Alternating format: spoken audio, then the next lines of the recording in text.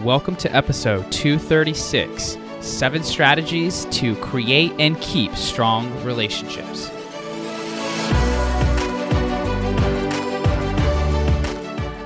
Welcome to the Be That 1% podcast. I'm your host, James Silvas, mindset specialist and performance coach. And here on the show, I'm going to challenge you to think deeper, commit to greatness, and develop a stronger mindset. You'll hear stories from those who are living life on their terms, and you'll receive strategies that will help you level up. So the question is, are you ready to be your own 1%? Let's get started.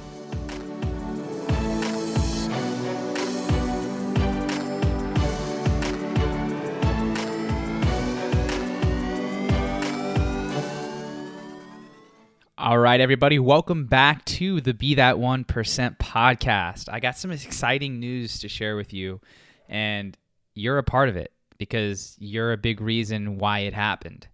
For those of you who follow me on Instagram or have just been a part of my journey, you probably will recognize this name for many reasons. One, he's been on the podcast, I think, 4 times now. And 2, we do a lot of work. We collaborate a lot together. I consider him a brother. We're so close. And his name's Brandon Collinsworth. And Nike Master Trainer, leads one of the most epic leadership retreats that I've been a part of for the last couple of years called Warrior Retreats, which I've also referenced on this podcast. And this was last week. It was before our second baby shower. And I get a text from Brandon that says, "Bro." And then he sends me this picture, and it's a picture of my podcast. And I'm like, I click on it. I'm like, what am I looking at here? And he goes, your podcast is top 1% of all podcasts globally. And I'm like, wait, what? And I'm like, how many podcasts are there? And he's like, 3 million. And I haven't quite yet processed this yet, and the more I talk about it, the more I'm able to, but man, I was just so overwhelmed with gratitude and honor. And, you know, when I first started this podcast 5 years ago with my wife, Amanda, our intention was to create content that served and helped, you know, the listeners, you guys, the community, to be better versions of themselves, to live life on their terms, to be their own 1%. And to know that 5 years ago this would have happened, I don't know if I would have believed you, but here we are. And I just want to say thank you for showing up, for listening, for sharing this podcast, for sending the DMs, for tagging these episodes. Like, it means a lot to me, and I know I've said that before on the podcast, but I really want you guys to hear that now. Very, very grateful, super appreciative, and I'm going to commit to continuing to be consistent and show up on this platform and deliver as much content as I can based on what I'm learning with my interactions with my clients, my own self-reflection, what's going on in my life. You know, another reason why I love this podcast, it's a breathable document of my life. You know, at certain stages of this podcast, I talk about certain things, and all of which is relevant to what's going on in my life right now. So it's cool to reflect and listen back to some of the older episodes, or to see you guys tag some of the older episodes. I'm like, oh man, they're getting the 2020 version of James, 2021 version, and you know, all the versions are cool. And I'm most excited for this current version because it's bringing a lot of really amazing things. This being one of them. So thank you. Today, I wanted to talk about friendship and relationships. You know, I've been doing a lot of masterminds and trainings for companies and corporations, and a big challenge that I'm seeing a lot of these companies or leaders face is the connection piece between how to either get clients or how to create a culture where, you know, people from different departments or people with different personalities or individuals on the same team, how can we come together to really understand one another and help one another grow the business or grow the impact? And so that got me thinking about, you know, just what we're talking about in those circles, and then also just friendship. You know, I think money is important, and success is definitely, when you operate in your own definition, something that can bring great fulfillment. And also friendship is what allows us to really understand what it is that we're doing in this world, and also someone to celebrate it with, someone to be ourselves around. And I'm very grateful and blessed to have the relationships that I do in my life. And part of that is because of the work that I've done, and part of that is because of the work that I continue to do to foster these relationships, and also the amazing individuals who, show up for me in the way that I do. And, there's never going to be enough thanks that I can give aside from me constantly letting them know. But there are some common fundamental principles that I've seen really help foster these relationships. And, there is such thing as relationship capital, like being able to be well connected and well supported is priceless, in my opinion. And we need to be mindful of how we're forging relationships and creating them and keeping them, because we can quickly lose sight of how important they are because we are so used to them. The law of familiarity can creep in, and we can lose some of that gratitude. So it's important to revisit it and refresh it, and also tell the people in our lives that we're grateful for, that we love them and we appreciate them. So there are some strategies, about 7 or 8 of them, that I wanted to share here on the show that I've had some great success with, not just in my own life, but in my life, in my clients' lives. So we'll just jump right into it, right? So how do we forge or create a strong friendship and then also sustain it, keep it? The first thing I think is that really important. Amanda and I have had our fair share of this, and so I'm learning from that, and then also just seeing this in dynamics with the teams that I work with, right? Like this is the first point, making the relationship more important than being right. It is I think, a natural desire to want to be right, because it validates our story, which in turn can validate us. And so if we're in a conversation and someone says that we're wrong, it's almost like we feel less than. We can feel inferior. We can feel not seen, understood, and heard, right? And so naturally we want to prove that we're right. But in the proving that we're right, in that kind of can mean that the other person is wrong, right? And so there's 2 types of conversations here: collaborative versus competitive. Competitive conversation or competitive communication is the fact that I am right and you're wrong, and I'm going to show you that I'm right and you're wrong. And what happens when we approach a conversation like that? Most times, the other person shuts down, gets defensive, and is not going to be open to anything that you're saying. The other person is going to want to prove to you why you're wrong and they're right. And so what does that create? That creates tension in that relationship that most likely will not come to any solution. So the problem or the challenge that caused that conversation did not get solved. It either got swept under the rug, quote unquote, forgotten, avoided, or put off until later, all of which are going to continue to wreak havoc on your emotional stability, your mental bandwidth, and your mental clarity, which is, if you're in any leadership position, that's going to take a toll, right? Especially with how many responsibilities you may have throughout your day, week, month, year. And, we also have expectations around how conversations should go, how people should react to what we say, what they should do for us. And so we kind of can be one-sided in, you need to be who I want you to be in this conversation, or else I'm going to be really mad and I'm not going to like it.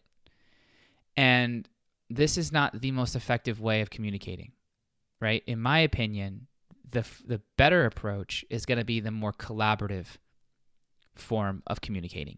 And that is, we both have issues that need to be resolved. We both have challenges that we want to share. We both have feelings and thoughts that we need to express. And we need to operate under the intention that this conversation is not about who's right, more so about what needs to be done for the betterment of the relationship.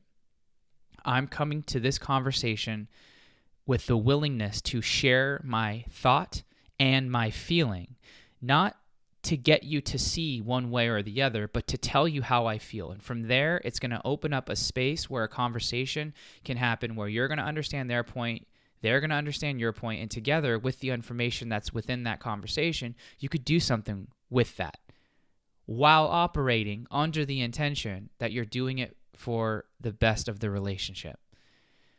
That has incredible results. Like, I've seen massive breakthroughs with that type of approach, both in personal and professional settings.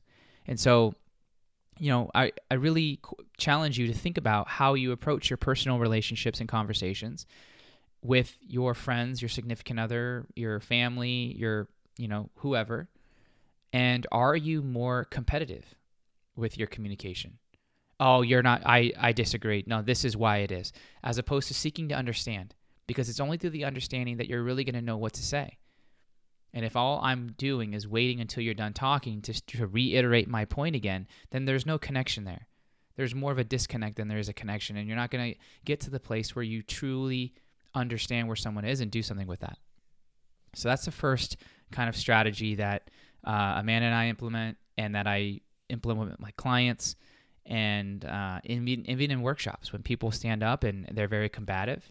It go right back to the collaborative. What's the intention here? The intention is to grow, right? Yes. Okay. So how is this helping us grow? How can we take what's going on here and find a solution to make it work? And that usually puts both parties in a state to be on the same side to find a strategy that works. So embody this, practice this, and my guess is that you're going to be really happy with the results that you're going to see. Number 2 is connect regularly and consistently. Sometimes friendships can get one-sided because of people's schedules, lack of time management. They have a lot going on, and one side could initiate a lot of the meetups or the connections or whatever. So making sure that both parties remain strong in reaching out, following up, and that when you do connect to have a conversation, whether it's over dinner, a Zoom, a phone call, you name it, I like to incorporate and sprinkle in meaningful, deep concepts. It's easy to do the superficial stuff. How are you? How's the family? Did you watch the game? Kind of stuff that you already know, but you kind of maybe get the conversation going. Transition into what have you been going through lately? What are the goals that are coming up for you? What fears are you experiencing? Through the challenges that you're facing, what are you learning? What are you struggling with? By opening up space for this, you're leveraging the expertise of both parties. You're demonstrating vulnerability. You're embodying courage by maybe going first or at least being vulnerable. And through that information share, you're going to find out more about the other person, or at least allow them to support you, which is what any good friend would want to do. And then you could do the same when they share their experience and stories. I find that the best relationships are ones that are two-way streets, right? One way is not that's not a conversation.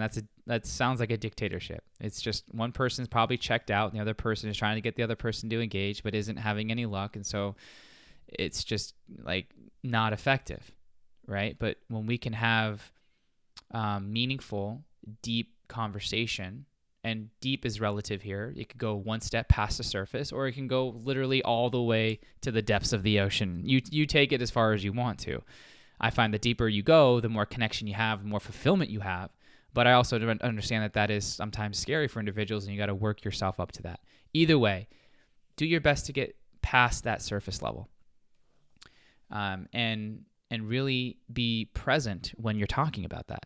When the other person is sharing what's going on, really listen. Don't just, be doing something else on the other line. Like, be present with your ear, with your face on Zoom, or just even with your body language in person. That's going to make the other person feel seen, understood, and heard. Number 3, be a master of the small things. We all know that small things make up big things, but it's easy to forget the small things and instead focus on the big things. And so we need constant reminders here of, What is a small gesture that I can do that can communicate to my friend, my significant other, my partner, my whatever, that I care about them, that I am thinking about them. This can be a small gift, a little memento that you picked up when you were traveling that reminded you of that person. It could be a birthday card that you send out, or a text or a call. It could be, hey, a random text, you want to go hang out and go on a hike, like something that maybe is more aligned of how that person has and what their person's love language is, right? Aligning it maybe with that if it's a more intimate relationship. And if not, friendships still work like that too. How does that person feel most supported? And doing the small things. You don't have to do it all the time, but regularly. Let them know, hey, thinking about you, hope all is well. I'm checking in to see about that situation we talked about. Is everything okay? People love that, especially the ones of people that you care about, that you want to keep your friends. Number 4, own your mistakes. Own your mistakes. Honesty and vulnerability goes a long way and signals to each other that you are aware of how you're showing up or not showing up to the relationship. So if I say, hey, I know that I came at you a little aggressive the other day, and it was because I was going through a lot at work, or me and so were having a fight, and you didn't deserve to have that, and I just want to apologize. I know that our friendship is important to me, and I want you to know that I'm aware of what happened there, and I apologize, or I own the fact that I showed up that way, and I know I shouldn't have. So that little acknowledgement is so crucial to opening up conversations to how to better that relationship, because by you doing that, there's a higher chance that your friend or your other person that you're in a relationship with is going to do the same. And it's a form of accountability. I respect this relationship so much to call myself out when I am not living within integrity of what I believe this relationship is. And in order to honor that sacredness, I want to be real and honest about where I'm not honoring that vow that we may or may not have said out loud, but I definitely have made in my body. I want my relationships in my life to mean something that makes me better, or that challenges me to be better, and I know I didn't show up the way I wanted to. And so, I'm just bringing that out and making that known. In the moments that I've done that in all my relationships, it's led to greater levels of respect. It's led to me for greater levels of awareness, so I know when I can check my bags rather than bringing my baggage into the relationship. And ultimately, it helps the relationship grow and evolve into a beautiful place. Number 5, love the person enough to share honest feedback with them that they may not want to hear. This one is tricky, and this one can be very triggering. But if you love the individual enough and you do your best to set the right context and deliver the information in the most tactful way that you know how to, it probably will sting when you mention to them something that they don't want to hear. But in the long run, if they're truly a friend, they're going to respect it. I can remember several examples of when my friends have given me feedback on how I have been in that relationship for X period of time. They might say, James, you know what? I feel like you've been distant lately. You haven't been answering my phone calls, and that's not like you. That's not in your character. And so I don't know what's going on. I don't know, what's happening over there. I feel like maybe you're keeping us a bit in the dark. Maybe that's just a projection of my own, but what's going on? That could be a very subtle way of asking and probing for information. Or a friend could just be like, James, you're being lazy. You haven't been showing up the way I know you can, and I know you've been coasting for too long. I could see it. I could feel it, and you need to step it up. And in that moment, I'm like, yeah, you're right. That hurts to admit. But thank you for seeing me, and thank you for holding me in that light. I respect that. And then I take action on that, because it sucks to be called out, but it also ignites a motivation in me that makes me want to be better. And I need friendships like that. Otherwise, I may not grow at the level that I want to, or I can not see where I'm headed and fall into a pit that I don't need to be in, right? That's the beauty of why we need relationships. So there's always going to be a hard truth that needs to be talked about. And if you can love the person enough to share that, then also expect that in return. But I think they will also respect it either immediately or short time in the future. Number 6 is acknowledge efforts made. Let the other person know that you see the work they put into the relationship. This validates and waters the behaviors that they're doing that you're grateful for. And anything that you water, you get more of. What you pay attention to is what you notice. What other people get feedback on, they tend to progress in, right? And so there's like this beautiful dance between I'm loving this part, like let's keep this going. And also this part is something that might need some work. And so you're both kind of like organically bringing out the best qualities of one another through exchanging of acknowledgments. Hey, I noticed you've been like working super hard, and I could tell on your body and your face that you're really happy. Like, just want to let you know that I see that, and that's beautiful. And whatever you're doing, keep it up. Or, I just want to know that yesterday when we talked, like I know how hard that was to open up, and I just want you to know how grateful I am and honored that you trusted me to do so. I don't take that lightly, and I don't want you to think that I did. So, thank you. Something as simple as that. Acknowledge what they're doing in the relationship that is, leading to a better relationship. And then lastly, honor your word. Integrity is big. I hear that in a lot of the circles that I'm in, and integrity is actually one of my top 5 values. And the definition that I love for integrity is when your words match your behaviors. When your thoughts, which is your words, match your actions. When those are in alignment, you are in integrity. If they don't match up, you're not living in integrity, right? And so if you tell your friend or your significant other, I will be there, be there.